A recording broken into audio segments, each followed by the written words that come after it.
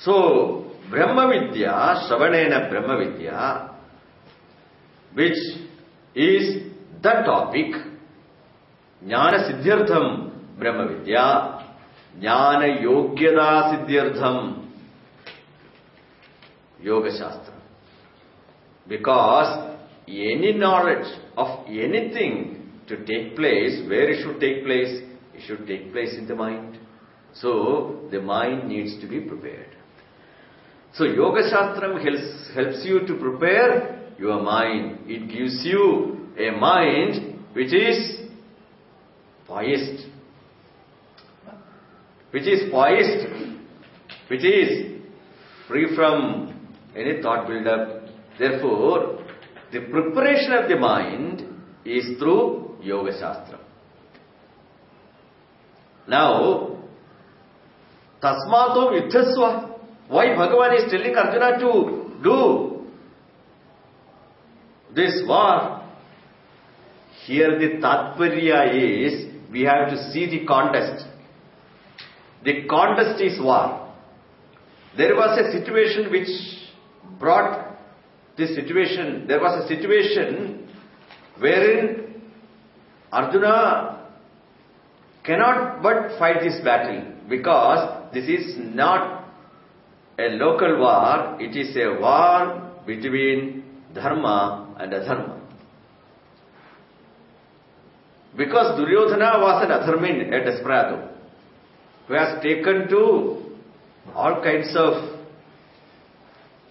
foul ways. Therefore, he stands on the part of adharma, and Arjuna stands on the part of dharma.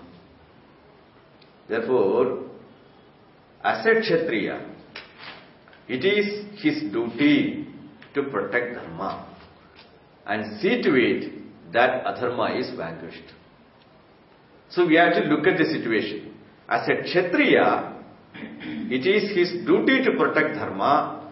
Therefore, when Lord Krishna tells Arjuna to fight, he simply says, what is the Tatparya here? He simply says that, Arjuna, may you do your duty. What is to be done, need to be done. Here, what is the contest? That doesn't mean that what is to be done, need to be done by you. That's why Bhagavan has said, Swadharme nidhanam sheyah, paradharmo bhayavaha iti. How the duty is? Gunataha, there is a duty. Karmataha. So, we have this ashrama dharma. The ashrama dharma and varna dharma. Ashrama dharma means 4 stages for every person. A stage where there is a brahmacharya, state of brahmacharya. Then you have garhastya, then vanaprastha, then sannyasa. These are the 4 stations of life. So too, there is this based on one's karma. Based on one's karma and based on one's guna, there is another kind of differentiation. For with Brahmana, Kshatriya, Vaishya and Shudra. This caste differentiation being there based upon the karma and varna. Here, Arjuna being a Kshatriya. So it is the duty of a Kshatriya to protect dharma. That's why when Bhagavan is saying Tasmad Yuddhasva Bharata, what does it mean? May you do your duty. Then what is the purpose of doing the duty? Swadharme nidhanam sheyah. Only by doing one's duty, how to do one's duty, here Karma Yoga comes in. Because every person, if you take every person, he is a doer. He or she finds himself as a doer. I am a doer. That's why not a single moment you can remain being a non-doer. Not a single moment. Nakachit kshanamapi jatu tishtadi akarma krita. All the time I am engaged in karma or in action. How? not physically. Physically you may engage in action, you may not engage in action. But all the time, the sense of doership and manasam karma, all the time thinking process is going on. All the time you have an intent. When you are conscious, you have an intent. You are not free from an intent. So all the time there is a process of thinking which is backed up by an intent. That intent is ordered, held by someone, that sense of doership, and thereby the actions even at the level of the mind is very much there. Therefore there is no such state called actionlessness. You are all the time in action. That's why Bhagavan has said, "Na kachit kshanamapi jatu tishtati akarma kriti." At no point of time you can remain actionless. No, all the time you are engaged in action. We are not talking about involuntary actions. Even in the waking state, you are engaged in action. Why? There is manasam karma. Manasam karma means what? There is thinking process going on and on. There is the sense of doership.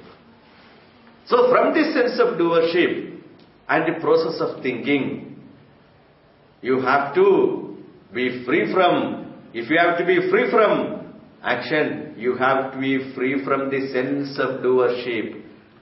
Therefore, the movement is not called action. There is someone who is the doer. I am the doer. So all the time, I am the doer. I am not happy with being a doer, in fact.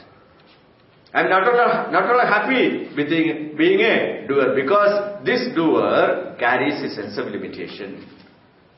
So, being a doer, I am working for a state where I do not do anything. I need not do anything. So, all the time, by doing something, by engaging something, what I am really looking for is a state of actionlessness. Actionlessness is liberation. Actionlessness is freedom.